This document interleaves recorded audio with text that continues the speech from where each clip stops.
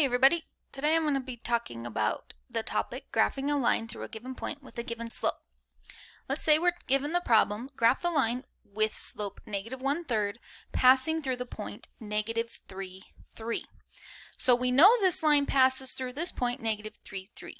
So the first step is to plot that point at -3 in the x direction and 3 in the y direction. Now we're told the slope is -1/3.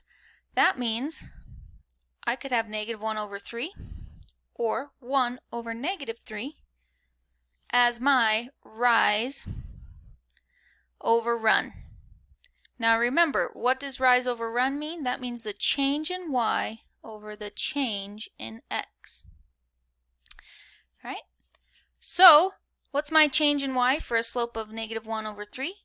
I'm going to go a change in y of -1 and then a change in x or a run of a +3. So I'm going to go towards the more positive side, and there's my point right there. Now I could go backwards from that point.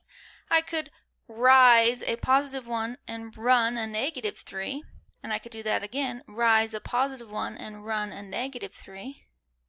Okay, it's always a good idea to plot 3 points to make sure they're all on the same line so you know you didn't make any mistakes. And then we go ahead and we connect those dots in a straight line.